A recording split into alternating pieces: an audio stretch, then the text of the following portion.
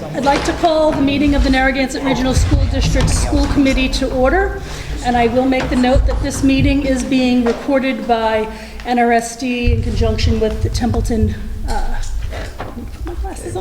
Community TV, TCTV, and provided to Templeton and Phillipston Cable Access TV. We have a joint meeting tonight, so I'll allow the two other boards to go ahead and open their meetings as well.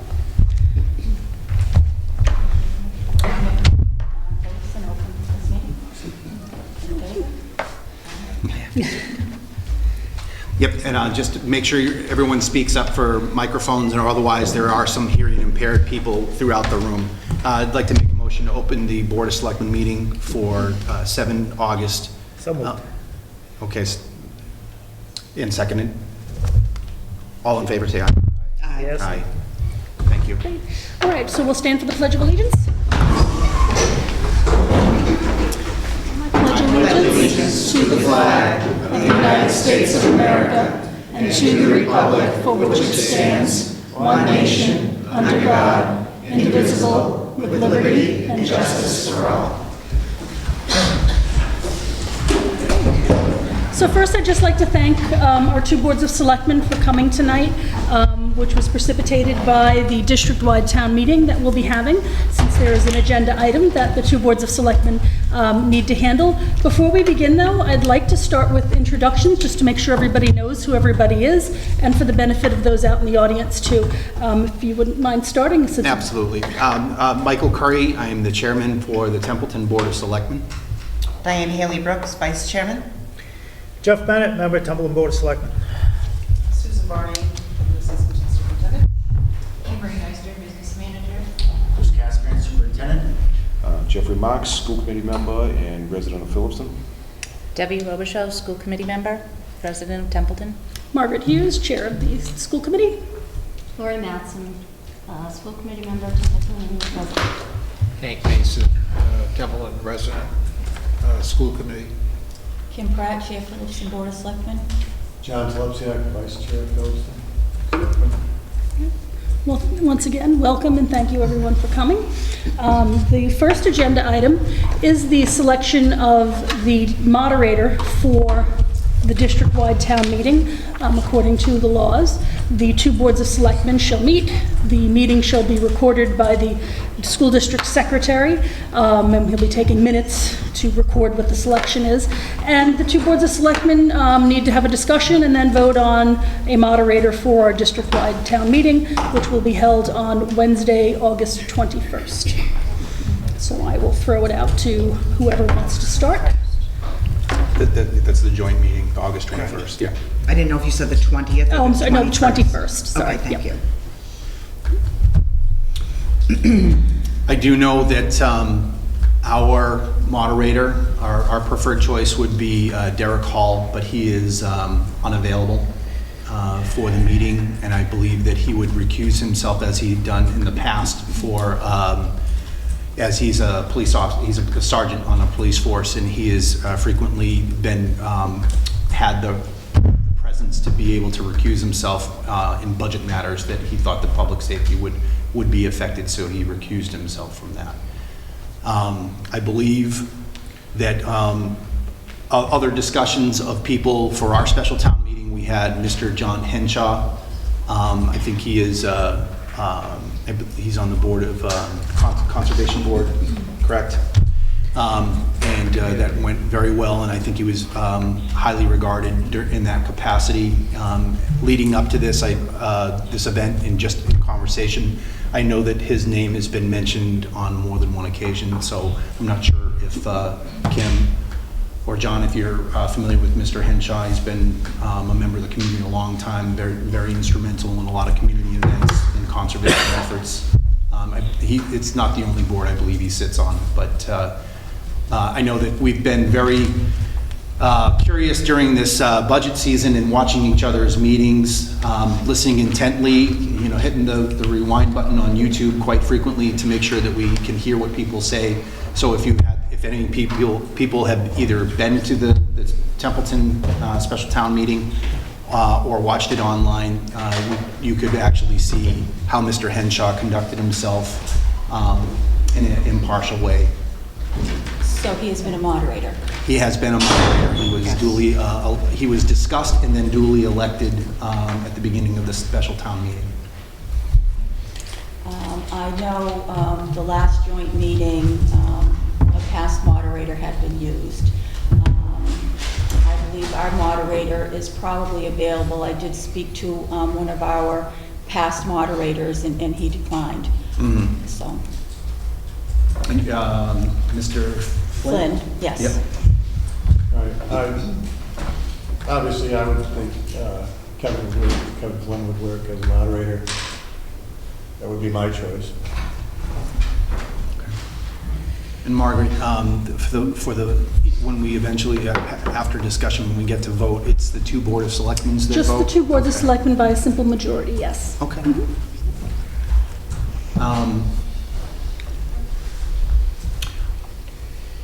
We were, I have to say, I was coming up short with, I think there must be a lot of character in the moderator. I was just saying to my town administrator before we began, no wonder it's an elected position because it's a very important position. It has to be conducted impartially, especially when you wind up having a joint event that we're about to have on the 21st. For people that will watch afterwards, I think there's a lot of, well, we want ours. I don't think I don't think that's the issue that we have of what town gets their moderator. It's basically choosing the best person that can actually, number one, that's available, and that can conduct themselves and really understand that this is not a quick situation. This is it has to be well thought out. I get it during meetings that we move questions and otherwise, but I hope that we wind up having good discussion that is allowed by a moderator that is willing to have patience. Is there something else that's going to be a topic in this special town meeting? I don't. Or is it just on the school budget? I believe it's just the budget. I know that you just had a special town meeting where you talked about some joint endeavors. Otherwise, I mean, we certainly have time. Actually, do we have time? Even do we have No, time? I don't believe the things we discussed at our special town meeting would Okay. fit into this one, mainly time-wise. Okay. But I was just wondering when we were talking about if there was something else was being brought up. If you may, there's only one article on the warrant, which is the school budget item. So that is it. There will only be the one topic. So. I'd make, I don't like giving up advantage, but I was a member of the Templeton Board of Selectmen the last time we had a joint district meeting, and the moderator picked for that meeting was a former Templeton town moderator and a then Templeton resident, Rod Hubbard, who is since deceased. So I would make a motion similar to how they're supposed to split back and forth between boards of selectmen, I think, about membership on the school committee budget thing. So I would make, just move stuff around, motion to have the Phillipston moderator, a motion to have nominate him to be the moderator for this joint district meeting. Because when we're here the next time, then we'll have Templetons. Provided it's available. So, your motion is for Mr. Kevin Flynn for the moderator for the special town meeting. Yeah, I would second that. Okay. Discussion. I think it is a specialty position, and you are elected for a reason, and they would have to do their job.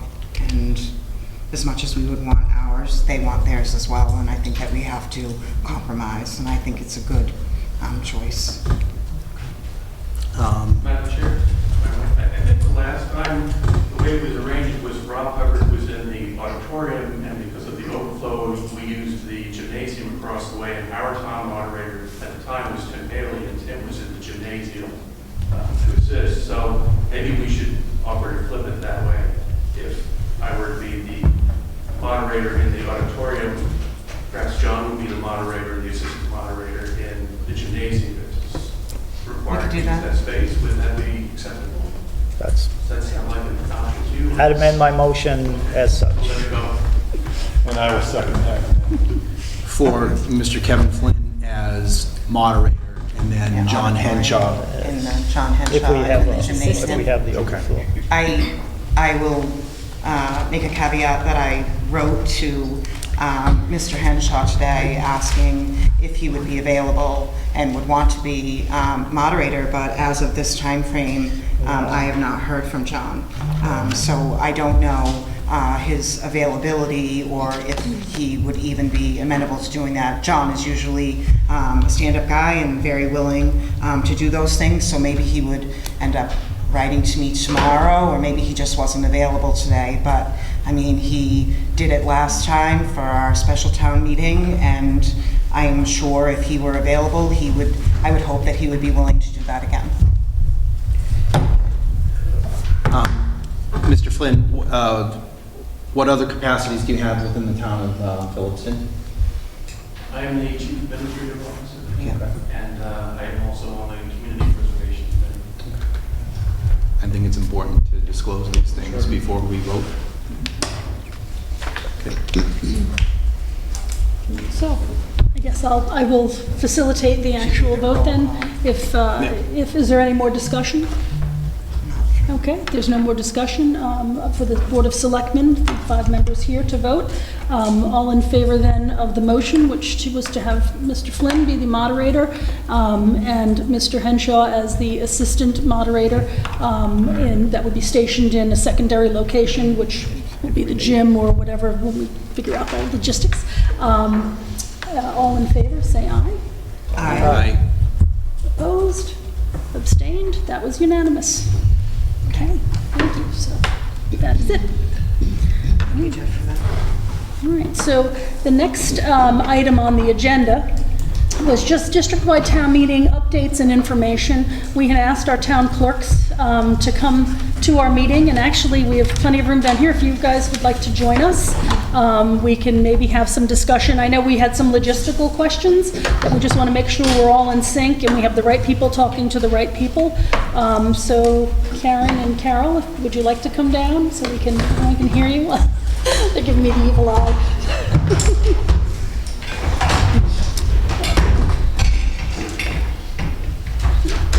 There's two seats Two right seats on the here. end here, if you would. Wherever.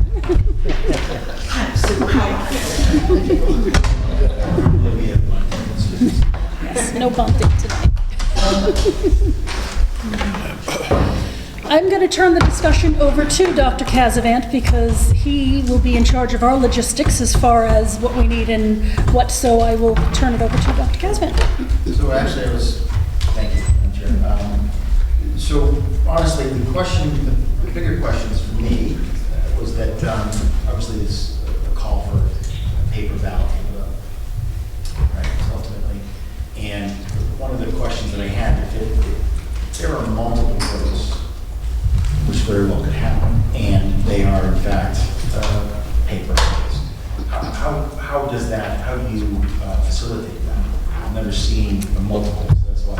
My understanding is, first off, that it'd be the moderator Right. who decides if there'll be a paper ballot, and also the town meeting would vote whether there'd be a paper ballot. Sure. But given all that, Right. I know that we have to be prepared for any possible, scenario. So we passed out, last time we passed out the papers that had the yes and no on them. Okay. And then, a mic? We can't hear Yeah, sure. I don't know if we can position that more in front of you, or I think they're is it, recording. it's the acoustics. Well, maybe They're Carol, if you recording, can. they're not. Yeah. You just have to speak up. These are recording, not projecting. so last time we did pass out papers that had the yes and no already on them Yep. to the registered voters. And then Karen, I guess this is at her meeting. How I do it is I have different colored paper with yes and no on it. So the first one they get when they check in at the door on the voters list, they get a slip, bright yellow, pink, whatever. If a vote is called for, then they use that ballot. When they come up and put that into the box, they're given a different slip of paper that's a different color. So if it was yellow, now they're gonna get a pink one. They're gonna go sit back down. If another ballot vote is called for, we would tally the yellows, they go sit back down.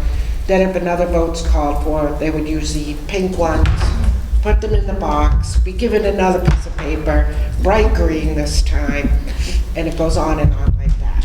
And then I have envelopes that I keep, and I mark them that they're for the First Amendment or the first vote, and they were yellow, and all the yellows and the tallies would go into those envelopes. And then the next vote would be done. But I would suggest that you really try not to have a paper ballot vote. It's going to take a real lot of time. Carol said we had over 500. We had 555 at the last one, and I think it would be a huge time-consuming event, so hopefully we don't have to go that route. Chris, why do you ask the question?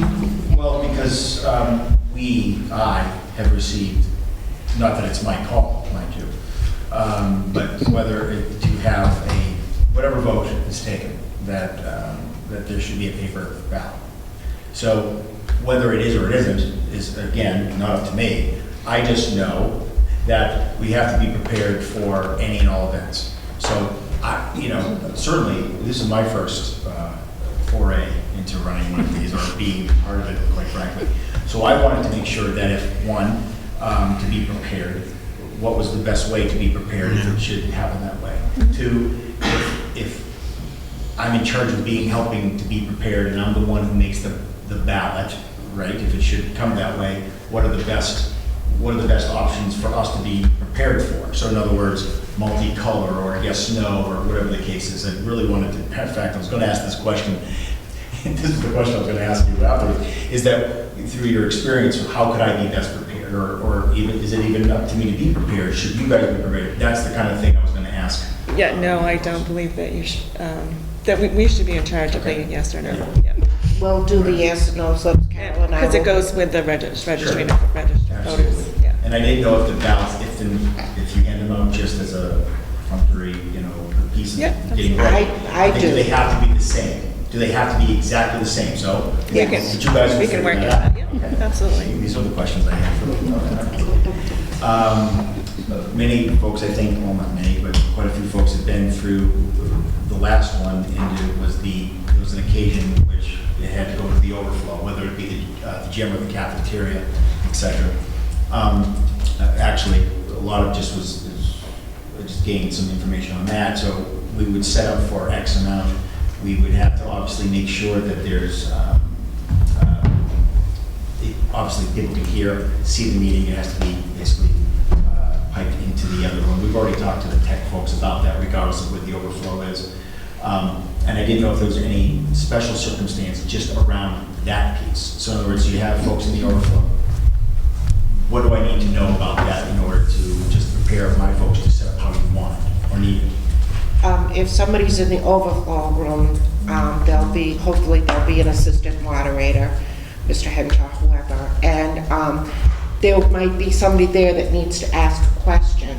So I would think that they would come over into the auditorium and go up to the mic to ask their question. So you just need somebody that can tell them, you have a question, feel free to go over to the auditorium and ask your question. Okay. But they're obviously, and this makes sense, but obviously they'll come into the auditorium where, at least the majority, of course, towards the end, of course, the actual moderator. All right. I believe there was like walkie-talkies that the two moderators used to say, sure, the person in the gym called the moderator in the auditorium and said, we have two people that want questions, hold up, so that they could come in. Good.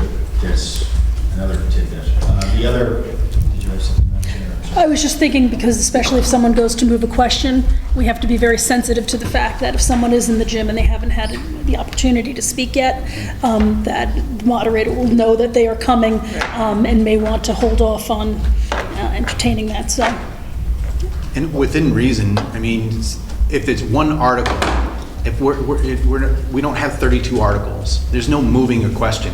Moving the question is ending the debate. This has to be, if we've gotten this far, the moderator has to be very careful to be able to allow for debate and not clamping down on it and letting the process. If I can continue, one of the things that I keep hearing from at least our town meetings is that the process is not understood. The people that come to town meeting don't come to these all the time. I very much thank the fact that we do have people spectating tonight and they learn about it. But you add in color sheets of paper and things like that, you're really putting people in a tight spot. I don't know why hand counting would not be an advantageous, you know, when you have hand counters and otherwise. I think I understand some of the communication that you get for paper ballot or otherwise, because you have an election where people go and use a paper ballot, and you have a town meeting where people voice things. And sometimes the moderator hears a preponderance of ayes rather than the nays and has to make that judgment call. Then you have 7 people stand up saying, I want this to be a hand count. To go to a paper count, which would logistically need to be worked on ahead of time, the moderator just can't decide, well, I'm going to do a paper count. So just a couple things. One, it must be a count, so there has to be at minimum a hand count. Okay. So that will take out any debate on ayes or nays or whatever. Yeah, let's So it talk will about the confusion that winds up. But it's really up to the floor and the people if they want to have a paper ballot. Really? If someone motions it and seconds it and it is voted so, then it goes to a paper ballot. So as much as I may agree or disagree with what you say, it's not up to the two, it's going to be up to the floor. So My question truly was about if there was any part that I needed to somehow help prepare for, or legally, technically prepare for. That was where my question was. If it's going to be taken care of, like, well, I'm fine with that. I just didn't want to, obviously, the day of the meeting, go, where's it's best to be so prepared. that kind of thing. Yeah. So those are the only things I wanted to be prepared for, you know, that kind of thing. Only thing that I see is that Carol's gonna need tables for her check-in, so I'm gonna need a table. Last time we did check-in, Templeton went through the regular doors, and then I think Phillipston went through the side door. Yeah. Yeah. So do we need signs for that to direct people? So Yes. that'll be another thing. I was just gonna say, well, Karen's suggestion, and it might lessen the confusion, what she's saying was, you have a colored sheet, you don't get a bunch of different colors. They would only get issue one at a another time. color after that one was used, so people wouldn't have a bunch of different colors. I So understand. that minimizes confusion. But the point of the moving the question, you're right, I mean, but it probably will come up. Yeah, I mean, we're not going to go, 48-hour meeting, I understand, but. Right. So I don't know if we can prepare for that. or- Yeah, well, and again, that also goes back to the floor. If someone motions for it and someone seconds, the townspeople will speak whether or not they want to move that question along. So again, a lot of it is almost out of our hands because it's going to be based on the will of the townspeople. Just 2 questions I actually have. One is, so it'll be in 2 different locations, okay? Are not the moderators, but the monitors in the 2 locations, they split, or is it in one section is it Templeton, in one section is it? No, everybody sits together. Everybody sits together? No, but I'm talking about the moderators for the rooms. You mean, is it one Phillipston and one Templeton in one room, and one Phillipston and one Templeton? No. How does that work? You just have your major moderator in the auditorium, and then if there is an overflow, you'd have the assistant, which would be Mr. Henshaw possibly, in the other room. Yeah, facilitate, he's just there to help facilitate. I'm talking the about other- the people working at the tables, handing out ballots Oh, and well, stuff that's like going to that. be the town That's clerks and their what- okay. election Is that split, or is workers. that, okay? Each town, because Well, everyone has to check in and prove that they're a registered So it has voter, to be so split. that goes to the town clerk. So they'll do what they normally do for every town meeting that they So the other question I had was, we talked about Mr. Henshaw in this. We're talking about we need him to. So what happens if Mr. Henshaw gets back to Diane and he's not available? What are we doing at that point? Go I ahead. was going to say, we could check with Mr. Haley and see if he would, he did that the last time, he was the assistant the last time, if he would want to step in and do that if Mr. Henshaw's not available, if that's... So we're back up to the backup. Yeah, I mean, this is all, we're doing the pre-work for it, which is advantageous, but I believe it also can be on the day of. Yes. Yeah. Yeah. Someone could actually make a motion. As long as we have our moderator selected, which we do, then we're good to roll for that evening and all of these other things if they don't work out. Yeah. I just had a question for Karen, because Phillipston's used to the paper ballot, she gives them out at every meeting just in case somebody wants a secret ballot. So everybody's prepared. So it is just a slip of paper with a yes or no. Could you write a little, in case of secret ballot, this is something, write that on there so people wouldn't be confused. We could say that when we give it to them when they check Yeah. in, Yeah. that this is just in case. And I think maybe too, that the moderator up front in the meeting could also announce, everyone remember, you have this paper if it comes to it, just to remind people. Only if. Yeah, only if. From looking back at the minutes, it looked like there was questions or debate or whatever that went on for about an hour, and then the vote was taken. So I'm not saying to limit it to an hour, but I'm just letting you know that it was about an hour that the meeting opened before the vote was taken. So I'm assuming that was questions and answers. And As far as the overflow, asking questions, typically if you have a question to ask, you come down out front and get in line, and they don't have to call down, you just come down and ask, so. Which I think for Phillipston is probably, because normally we don't have a lot of people, so it's easy to stand in place. So I think, again, Mr. Moderator will inform the people, and I think we kept the front row of chairs open for people to kind of line up in order, so. Yeah. Now, where will the non-residents sit? Because are they in the auditorium, or? Do you know what where the overflow is going to go? Is it going to go in the cafeteria or the gym? And speaking with our tech director, he feels that we're best set up to have the overflow in the cafeteria, just technically. But they're doing a test on something about the sound, so I think that's where the overflow. So a thought would be to have chairs set up in the gym for the non-registered voters to go in there, fill up the auditorium first with registered voters, then proceed to the cafeteria, and then we'll section off a section for the non-registered in the cafeteria. But that way you can keep them separated. The auditorium will fill up first. So we actually stage them in the gym. Really stage them in the gym until initially, and right then see where until the start of the meeting is available. Right. The cafeteria. So we probably want to herd everyone to the front of the cafeteria for residents, right. and then right. Okay. Yeah. I got that. That's a good idea. Because I think last time there was a section in the auditorium itself, which caused people to have to go to the overflow. So it makes more sense to keep all the residents together, just from an ease of conducting the meeting. When you say the site zone, be specific. The side doors are different entrances. When we say side door, which one are we speaking of? The side door that would go into the... Oh, the art market. Yes. Okay.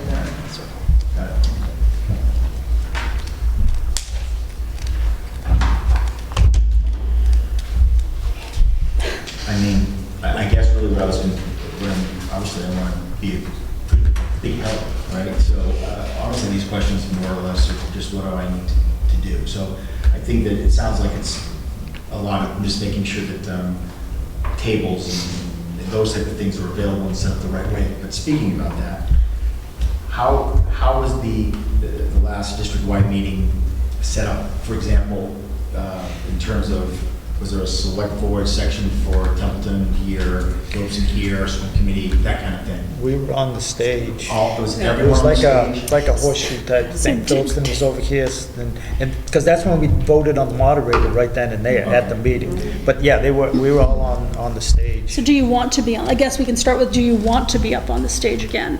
I have my thoughts on being on stage. Where else would you go? I mean, not a whole lot of... We should be on the stage. So that's... It's not a whole lot of space. I mean, if it's going to be... I was going to say, I don't know where we'd put you if not, so I don't know, but... Down front with the two advisory committees were on either side on the stage, and then up above was the school committee and the selectmen. Okay, so the advisors are in front.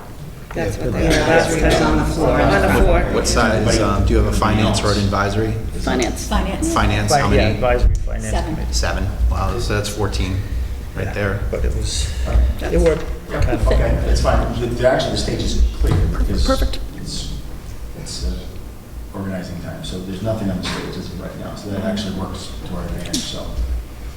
Okay, got that. Anything else? Any other advice? Obviously. Carol and Karen, you're bringing your tellers, we're doing the head count. That's up to you, Mr. Moderator. If How you many do would, you have available? how many do you think you need? My crystal ball is a little fuzzy as to how many people are going to be there, so. Last time, I think the moderator, he selected his own tellers. I know my check-in people were there to check in the voters list, but the moderator last time selected his own Yeah, tellers. just two people last evening when he was there, so we can go with that if you're comfortable. It's whatever you would like, you're in charge. Typically, they use, in the auditorium, there's 3 sections, so they have 2 for each section. And probably have 2 out in the overflow, depending on the size of the crowd. 8 tellers. It's 2 a night. 8, So do you maybe want 10. to leave it for Yeah, 8, maybe And I 10. think too, yeah, I would say, and I think too, if every chair is full, you may want 3 in a section, but you can call that on the evening of, so. It makes no difference to me, I just. So I would suggest whoever's in the meeting prior to the meeting, like we normally do, find 8 people that are willing to. Do they get a special button or something? We could. I was just thinking, it might be helpful just because if, you know, that, you know. Oh, the counters. Yeah, something just to identify them so I that have, people. some stickers. You do? Yeah, safety, yes, orange safety vest. Checkers and counters? Yeah. No, Different, they different. do Different things. The check-in, they already have. Right, They the have their check-in, own, we're in charge. and then Employees. counters. Counters. And that's The ones that count the moderators hand who counts. choose them. Yeah, so we settled on about 8, does that work? Yeah. Well, I'm just thinking. just- Again, it's up to the moderator, I believe, anyways, Yeah. because he chooses them, swears them in and stuff, so. Yeah, the moderators, yeah. So it sounds like that will be all set, or it'll be made. Yeah, usually it's at the meeting, so volunteers that- anyway. Yeah. Usually you pick 2 people from each section, and then they can. And then just one other point of order, at our last meeting, we had talked about protocol and we talked about using town meeting times. Now that it's official, I just wanted to confirm that you had no issue with that since that is the typical, rules of order. Yep, perfect. Okay. Anybody have any other, I know everyone's got each other's numbers and emails, so we know how to find each other. Were there any other questions about logistics? All right. Okay. Oh, I'm sorry, Karen. Just- I didn't know everybody in the room if they have a suggestion for the moderator as to how long each individual should talk. He can make that decision on his own, or you can throw out some suggestions now that each person gets 3 minutes, 5 minutes. 2 minutes. As little as possible. 2 minutes is a long time, too. Yeah, When you're- I mean, usually you're asking questions. Yeah. I was gonna say, and you, hopefully a question is less than 2 minutes, Yeah, so, 2 minutes would be adequate. but I think too. Some people just went up and made their statement. Yeah. Like, if you vote for this, this is gonna be cut, that's gonna be cut, this is gonna be cut. Yeah. But does but the moderator can kind of use his judgment too. I think normally what I've seen is that, you know, we pick a, you know, it'll be 3 minutes. The moderator may grant more time if necessary. I'm sorry. Yeah, it's really the moderator's meeting. And the moderator should state his rules at the very beginning, whether or not, the moderator can say whether or not he's going to allow a move the question, or when he will allow to move the question, or how much time he will allow for speaking, or if you're going to get off topic, then I'm going to stop you, or it will be Mr. Flynn's meeting. It's not our meeting, it's not, you know, he can state all the rules at the very beginning and read right off of them so that the people are aware of what the rules are in the beginning.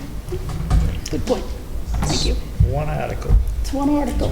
Should be easy, right? Well, it won't be easy, but we'll make it through. All right, anything else with logistics or on the district-wide town meeting? Okay, if that's it, we just have a couple other items on our agenda that have no substance. One is just any comments, if the school committee had anyone had any comments or anything they wanted to offer up. And we had no other items that were new to the agenda within 48 hours, so there's nothing else for us to discuss. I don't know if either board has anything to discuss before we all take our motions, dare I say, to adjourn. I would just like to say thanks for everybody getting together and being able to choose a moderator. Thank you. I just did have one more question in terms of, we talked about flow and otherwise. Is there going to be an allowance for people that might have a table or materials? How do we see materials being handed, whether there's handouts or otherwise? I imagine that people are going to be there are going to be people with a lot of ideas and otherwise. All materials have to be approved by the moderator. I would like to see those people. Okay. You know, if someone has something that they want to hand out, they're going to have to identify who it's coming from. Okay. So they should give me a call in advance. They can call me at the town hall, or they can call me at home. Okay. Yep. Check in advance. So I just want to say that loud and make sure that we have that on film. Yeah, So I guess that's anyone who has materials that they'd like to present at the district-wide town meeting need to clear them through the moderator, and they can reach Mr. Flynn either at the town hall in Phillipston, which would be 978-249-6828, and they can clear those through the moderator before the meeting. So I just want to make sure everybody hears that. Right, and that's both official and unofficial. The meaning, whether it's official town materials or otherwise, or if there are people from the community that want to share. Anything that they're going to have me distributing, outside the doors here. Exactly, okay. On the way into the building. Yes. Was that part of your question too, where they would put it? Yeah, I mean, I think there's a natural flow anyway. Most of it's around the checkers. I mean, you have to go through that gauntlet area. If I'm thinking of the right spot, in between the gym and the auditorium. Right. So that would usually think that would be the tables, natural spot. Yeah. I had, I you said. just have one other Yeah. quick question, and I know it's could potentially be a large meeting, and it's been done before, but accessibility, we're all set with the different locations and everything, we'll be fine for accessibility? There's, the front is got a curb cut, so. I'm even talking seating in, where we're bringing people into the different areas with the seating and stuff, we'll have allowances for, okay. So the back of the auditorium, or the front of the auditorium, Yeah. quite frankly. It's the cafeteria, obviously, it's all on the same floor. So we could pull chairs if we needed to or something. Absolutely. I just had a question, because I know amendments will come up. Are we requiring a written amendment, just so we keep things clear as to what the amendments are, and who typically makes that form, so that if people are considering an amendment, they can have a form they can use, so that they can write their amendment down and be able to submit that in. Very good point. And I'm sure that's a moderator decision, but I would like to recommend, we do have something on paper, but I'll throw that. Karen has always provided them for us. Carol, do you have amendment forms that you? We don't, we just have, We'll get some extras that Karen, can you provide those? Okay. I might say Phillipston on them though. if you want to send it to me, I can do that. That's fine. We'll get some ready tomorrow that are generic. We'll have it in. Thank you. Thank you. Lauren? Are we going to have our attorney present? Yes, we have reached out to our counsel, and he will be available. Any other materials for the meeting that might go out ahead of time? Warrant, notifications, anything? Is that on the prospective bodies that are here, both Board of Selectmen, the school committee, in terms of notification? So- Not just the warrant that I know that was accomplished already. Yep. Yep, but as far as, When's the meeting? yeah. Yeah. So We use Code Red to make sure that our town is aware that that's occurring.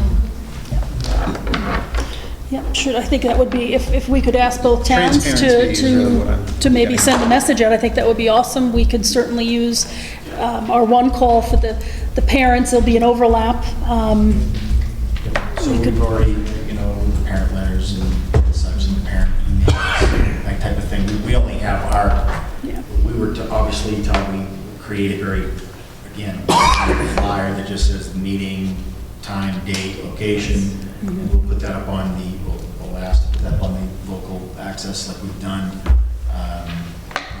So we'll definitely be putting it out on our, just say, don't forget this meeting, that type of thing. Margaret, ours is, as of today, is on the sign on the common, and it'll be on the flashing sign. It's on the website right now. We'll be doing the program, we're counting on this also to get the word out. Perfect. Okay.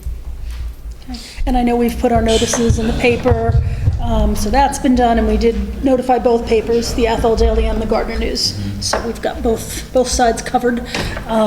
So, yeah, and I think if anyone can think of any other great places to push the information out Put it to, on this sign up there, something something. yeah. You have the sign in each precinct too in town. I think the notices have been posted in all the legal places. Yeah, so well, that, yeah. most people go, the post office, the library. Anything else? Move to adjourn. I have a move. Do I have a second? Second. All in favor? Aye. Aye. School committee has adjourned. I make a motion to adjourn. Second. All in favor of adjourning? Aye. Okay, great. Thank you, everyone. I appreciate everyone coming tonight.